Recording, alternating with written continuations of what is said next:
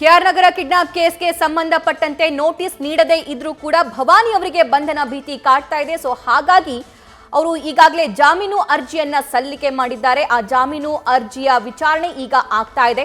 ಜನಪ್ರತಿನಿಧಿಗಳ ವಿಶೇಷ ನ್ಯಾಯಾಲಯದಲ್ಲಿ ಭವಾನಿ ಅವರ ಪರ ಸಂದೇಶ್ ಚೌಟಾ ಅವರು ವಾದ ಮಂಡಿಸ್ತಾ ಇದ್ರೆ, ಎಸ್ಐಟಿ ಪರ ಎಸ್ಪಿಪಿ ಜಗದೀಶ್ ಅವರು ವಾದವನ್ನ ಮಂಡನೆ ಮಾಡಬೇಕಾಗಿದೆ. ಆದರೆ ಸದ್ಯಕ್ಕೆ ಭವಾನಿ ಪರ ವಕೀಲರಾಗಿರುವಂತಹ ಸಂದೇಶ್ ಚೌಟಾ ಅವರು ಈ ಹಿಂದಿನ ಕೇಸ್ಗಳನ್ನು ಕೂಡ ಇಲ್ಲಿ ಉಲ್ಲೇಖ ಮಾಡ್ತಿದ್ದಾರೆ. ಸೊ ಆ ಕೇಸ್ಗಳು ಯಾವ್ಯಾವು, ಯಾವ ಕಾರಣಕ್ಕೋಸ್ಕರ ಅವರು ಜಾಮೀನು ಬೇಕು ಅಥವಾ ಹಿಂದಿನ ಪ್ರಕರಣದಲ್ಲಿ ಜಾಮೀನನ್ನ ನೀಡಲಾಗಿತ್ತು, ಈಗಲೂ ಕೂಡ ಭವಾನಿಯವರ ಕೇಸ್ನಲ್ಲೂ ಕೂಡ ನೀವು ಜಾಮೀನು ನೀಡಬಹುದು ಅಂತ ಹೇಳ್ತಿದ್ದಾರೆ ಅಂತ ನೋಡ್ತಾ ಹೋಗೋಣ. ನಿರೀಕ್ಷಣಾ ಜಾಮೀನಿನ ಬಗ್ಗೆ ಹಿಂದಿನ ಪ್ರಕರಣಗಳ ಉಲ್ಲೇಖ ಸಂದೇಶ್ ಚೌಟಾ ಅವರಿಂದ ಆಗ್ತಾ ಇದೆ. ಸಿಆರ್ಪಿಸಿ ಸೆಕ್ಷನ್ 438 ಬಗ್ಗೆ ಸುಪ್ರೀಂ ಕೋರ್ಟ್ ಹೇಳಿರುವಂತಹ ಅಂಶಗಳ ಉಲ್ಲೇಖ ಜನಪ್ರತಿನಿಧಿಗಳ ವಿಶೇಷ ನ್ಯಾಯಾಲಯದಲ್ಲಿ ಸಂದೇಶ್ ಚೌಟಾ ಅವರು ಮಾಡ್ತಿದ್ದಾರೆ. ಏನ್ ಹೇಳ್ತಾರೆ ಅವರು? ಯಾವಾಗ ಸೆಕ್ಷನ್ 438 ಅಪ್ಲೈ ಆಗುತ್ತೆ ಅನ್ನೋ ಅಂಶಗಳ ಬಗ್ಗೆ ಉಲ್ಲೇಖವನ್ನ ಮಾಡ್ತಾರೆ. ಸೆಕ್ಷನ್ 438 ನಾನ್ ಬೇಲೆಬಲ್ ಇದ್ದಾಗ ಮಾತ್ರ ಅಪ್ಲೈ ಆಗುತ್ತೆ. ಈ ಕಂಪ್ಲೇಂಟ್ ಕೊಟ್ಟಿರ್ತಾರಲ್ಲ ಅವಾಗ ಸೆಕ್ಷನ್ ಆಗಿರುತ್ತಲ್ಲ, ಸೊ ಅವಾಗ ಈ 438 ಅನ್ನೋದು ನಾನ್ ಬೇಲೆಬಲ್ ಇದ್ದಾಗ ಮಾತ್ರ ಅಪ್ಲೈ ಆಗುತ್ತೆ ಅನ್ನುವಂತಹ ವಾದ ಮಂಡಿಸ್ತಾ ಇದ್ದಾರೆ. ಷರತ್ತುಗಳ ವಿಧಿಸಿ ನಿರೀಕ್ಷಣಾ ಜಾಮೀನನ್ನ ನಮ್ಮ ಕಕ್ಷಿದಾರೆ ಭವಾನಿ ಅವರಿಗೆ ನೀವು ನೀಡಬಹುದು ಅನ್ನುವಂತಹ ಪ್ರಸ್ತಾಪವನ್ನು ಕೂಡ ಚೌಟಾ ನ್ಯಾಯಾಲಯದಲ್ಲಿ ಮಾಡ್ತಾ ಇದ್ದಾರೆ. ಬೇಕಂದ್ರೆ ಷರತ್ತುಗಳನ್ನ ವಿಧಿಸಿ ಅವರಿಗೆ ಹೊರಗಡೆ ಹೋಗುವಂಗಿಲ್ಲ, ವಿಚಾರಣೆಗೆ ಕರೆದಂತಹ ಸಂದರ್ಭದಲ್ಲಿ ಅವರು ಮತ್ತೆ ವಿಚಾರಣೆಗೆ ಹಾಜರಾಗಬೇಕು, ಸರಿಯಾಗಿರೋ ಟೈಮಿಗೆ ವಿಚಾರಣೆಗೆ ಹಾಜರಾಗಬೇಕು, ಅವರು ಸ್ಥಳ ಮಹಜರು ಮಾಡುವಾಗ ಅಥವಾ ಅವರ ವಿರುದ್ಧ ಯಾವುದೇ ಆರೋಪ ಕೇಳಿ ಬಂದಂತಹ ಸಂದರ್ಭದಲ್ಲಿ ಅವರು ಎಸ್ಐಟಿಗೆ ಸಹಕರಿಸಬೇಕು. ಇಂತಹ ಷರತ್ತುಗಳನ್ನು ಬೇಕಂದ್ರೆ ಹಾಕಿ, ಆದರೆ ಈ ಸೆಕ್ಷನ್ ಯಾಕೆ ಅನ್ನುವಂತಹ ಪ್ರಶ್ನೆಯನ್ನು ಕೂಡ ಇಲ್ಲಿ ಮಾಡ್ತಾ ಇದ್ದಾರೆ ಸಂದೇಶ್ ಚೌಟಾ. ಇನ್ನು ಷರತ್ತುಗಳನ್ನು ವಿಧಿಸಿ ನಿರೀಕ್ಷಣಾ ಜಾಮೀನನ್ನ ನೀಡಬಹುದು ಅನ್ನುವಂಥದ್ದನ್ನ ಪ್ರಸ್ತಾಪ ಮಾಡಿದ್ದಾರೆ. ಅದಕ್ಕೆ 437ನೇ ಷರತ್ತುಗಳನ್ನು ಹಾಕಬಹುದಾಗಿದೆ, ಅದರ ಲಿಮಿಟೇಷನ್ ಹಾಕಿ ನೀವು ಜಾಮೀನನ್ನ ನೀಡಬಹುದಾಗಿದೆ ಅನ್ನೋದನ್ನ ಚೌಟಾ ಇಲ್ಲಿ ಹೇಳ್ತಾ ಇದ್ದಾರೆ. ಮೇತ್ರಿಯಾ ಕೇಸ್ ಬಗ್ಗೆ ಉಲ್ಲೇಖಿಸಿ ವಾದವನ್ನ ಮಂಡಿಸ್ತಾ ಇದ್ದಾರೆ ಸಂದೇಶ್ ಚೌಟಾ. ಈ ಹಿಂದಿನ ಮೇತ್ರಿಯಾ ಕೇಸ್ನಲ್ಲಿ ಏನೆಲ್ಲ ಆಗಿತ್ತು, ನಿರೀಕ್ಷಣಾ ಜಾಮೀನನ್ನ ಹೇಗೆ, ಯಾವ ಸೆಕ್ಷನ್ ಆಧಾರದ ಮೇಲೆ ಅಥವಾ ಯಾವುದನ್ನ ಅಲ್ಲಿ ಕನ್ಸಿಡರೇಷನ್ ತಗೊಂಡು ನೀಡಲಾಗಿತ್ತು ಅನ್ನೋದನ್ನು ಕೂಡ ಇಲ್ಲಿ ಚೌಟಾ ಉಲ್ಲೇಖ ಮಾಡ್ತಾ ಇದ್ದಾರೆ. ಅದರ ಜೊತೆಗೆ ಸುಶೀಲ್ ಅಗರ್ವಾಲ್ ಪ್ರಕರಣದ ಬಗ್ಗೆಯೂ ಕೂಡ ಉಲ್ಲೇಖ ಮಾಡ್ತಿದ್ದಾರೆ. ಅಂದ್ರೆ ಈ ಕೇಸ್ ತರನೇ ಆ ಕೇಸ್ಗಳು ಕೂಡ ಇದ್ವು. ಸೊ ಆ ಕೇಸ್ನಲ್ಲಿ ನಿರೀಕ್ಷಣಾ ಜಾಮೀನು ಅವರಿಗೆ ದೊರಕಿತ್ತು. ಸೊ ಆ ಕೇಸ್ಗಳನ್ನು ನಾವು ಕನ್ಸಿಡರ್ ಮಾಡೋದಾದ್ರೆ ಭವಾನಿ ಅವರನ್ನು ಕೂಡ ನಾವು ನಿರೀಕ್ಷಣಾ ಜಾಮೀನನ್ನ ನೀಡಬಹುದಾಗಿದೆ ಅನ್ನುವಂತಹ ಪ್ರಸ್ತಾಪವನ್ನ ನ್ಯಾಯಾಲಯದಲ್ಲಿ ಜಡ್ಜ್ ಮುಂದೆ ಸಂದೇಶ್ ಚೌಟಾ ಅವರು ಮಾಡ್ತಾ ಇದ್ದಾರೆ. ಇಲ್ಲಿ ಹಿಂದೆ ಸುಪ್ರೀಂ ಕೋರ್ಟ್ನ ಬೇರೆ ಬೇರೆ ಕೇಸ್ಗಳನ್ನ ಉಲ್ಲೇಖ ಮಾಡ್ತಾ ಇದ್ದಾರೆ. ಮೇತ್ರಿಯಾ ಕೇಸನ್ನು ಕೂಡ ಇಲ್ಲಿ ಸಂದೇಶ್ ಚೌಟಾ ಉಲ್ಲೇಖ ಮಾಡಿದ್ದಾರೆ. ಅದರ ಜೊತೆಗೆ ಸುಶೀಲ್ ಅಗರ್ವಾಲ್ ಪ್ರಕರಣದ ಬಗ್ಗೆಯೂ ಕೂಡ ಇಲ್ಲಿ ಉಲ್ಲೇಖ ಮಾಡಲಾಗಿದೆ.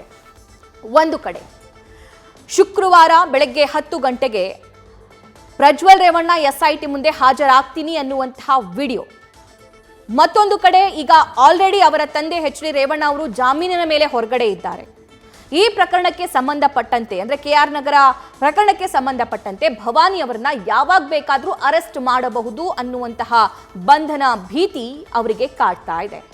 ಆದ್ರೆ ಪ್ರಶ್ನೆ ಇರುವಂತದ್ದು, ನೀವು ಇಷ್ಟು ದಿನ ಆದ್ರೂ ನೋಟಿಸೇ ನೀಡಿಲ್ವಲ್ಲ, ಅದ್ ಹೆಂಗ್ ಅರೆಸ್ಟ್ ಮಾಡ್ತೀರಾ ಅನ್ನುವಂತಹ ಪ್ರಶ್ನೆ. ನೆನ್ನೆನೂ ಕೂಡ ಅದೇ ಪ್ರಶ್ನೆಯನ್ನ ಅಲ್ಲಿ ಪ್ರಸ್ತಾಪ ಕೂಡ ಮಾಡಲಾಯಿತು. ಎಸ್ಐಟಿ ಪರ ಎಸ್ಪಿಪಿ ಅಲ್ಲಿ ಹೇಳ್ತಾ ಇದ್ರು, ನಾವು ಆಕ್ಷೇಪಣೆಯನ್ನೇ ಸಲ್ಲಿಸಿಲ್ಲ, ಹೀಗಿದ್ದ ಮೇಲೆ ನೀವು ಯಾಕೆ ಜಾಮೀನು ಅರ್ಜಿ ಕೋರಿ ಕೋರ್ಟಿಗೆ ಬಂದಿದ್ದೀರಾ ಅನ್ನುವಂತಹ ಪ್ರಶ್ನೆಯನ್ನ ಮಾಡ್ತಾರೆ. ಸೊ ಆಗ ಆಕ್ಷೇಪಣೆ ಸಲ್ಲಿಸೋದಕ್ಕೆ ಕಾಲಾವಕಾಶವನ್ನ ನ್ಯಾಯಾಧೀಶರು ನೀಡ್ತಾರೆ. ಇವತ್ತು ಆಕ್ಷೇಪಣೆ ಸಲ್ಲಿಕೆ ಕೂಡ ಆಗಿದೆ. ಯಾಕೆ ಭವಾನಿ ಅವರಿಗೆ ಜಾಮೀನನ್ನ ನೀಡಬಾರ್ದು ಅನ್ನೋದಕ್ಕೆ ಸಂಬಂಧಪಟ್ಟಂತೆ ಎಸ್ಪಿಪಿ ಜಗದೀಶ್ ಅವರು ಕೂಡ ಕೆಲವೇ ಕ್ಷಣದಲ್ಲಿ ವಾದ ಮಂಡನೆ ಮಾಡ್ತಾರೆ. ಯಾಕೆ ಅವರಿಗೆ ಜಾಮೀನು ಬೇಡ? ಹಾಗಾದ್ರೆ ಯಾವೆಲ್ಲ ಪ್ರಭಾವಗಳನ್ನ ಬೀರಬಹುದು ಭವಾನಿ ರೇವಣ್ಣ ಅವರು?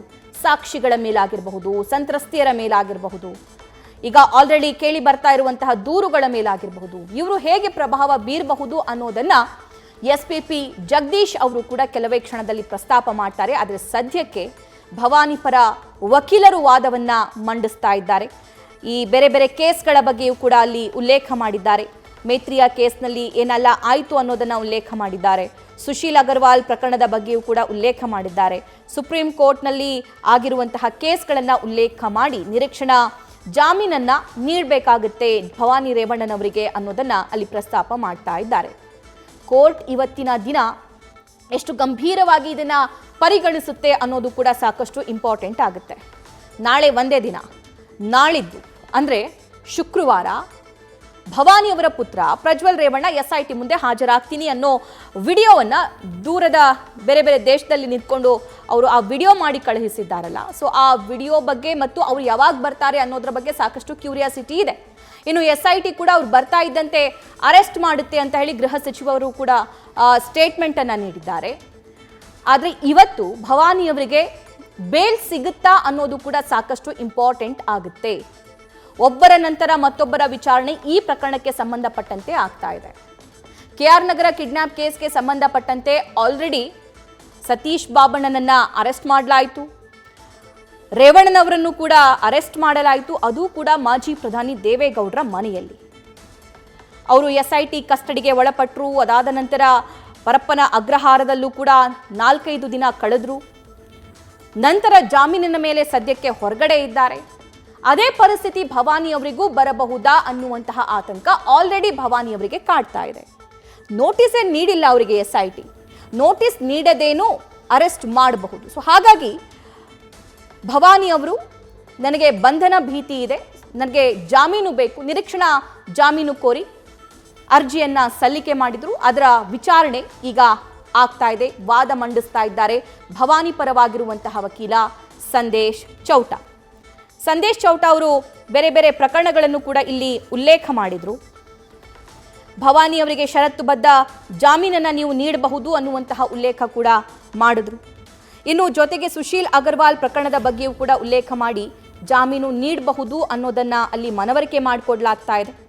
ಮಹಿಳೆಗೆ CRPC ಸೆಕ್ಷನ್ 437 ಅಡಿಯಲ್ಲಿನ ಲಿಬರ್ಟಿಗಳ ಬಗ್ಗೆ ಉಲ್ಲೇಖವನ್ನು ಮಾಡ್ತಾ ಇದ್ದಾರೆ. ಮಹಿಳೆ ಆಗಿದ್ದಾಗ ಸೆನ್ಸಿಟಿವಿಟಿ ಲಿಬರ್ಟಿಗಳಿವೆ ಅನ್ನೋದನ್ನು ಕೂಡ ಅಲ್ಲಿ ಉಲ್ಲೇಖ ಮಾಡ್ತಾರೆ.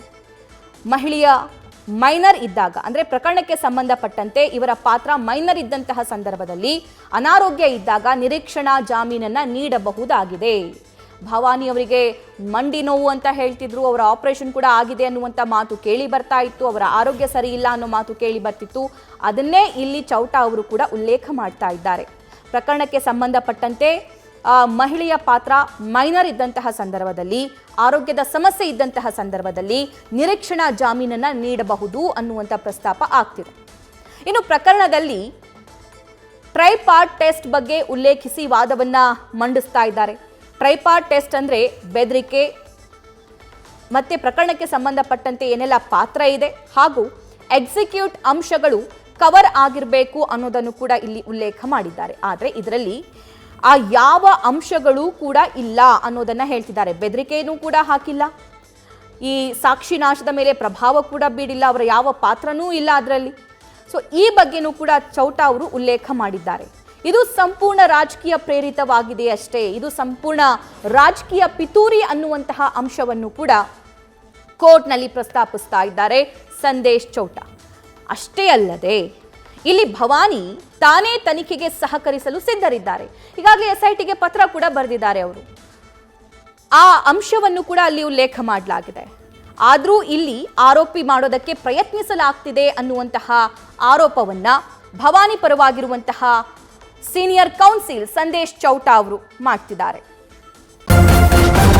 ನ್ಯೂಸ್ ಫಸ್ಟ್ ನಿರ್ಭೀತಿಯಿಂದ ನಿಮ್ಮ ಪರವಾಗಿ.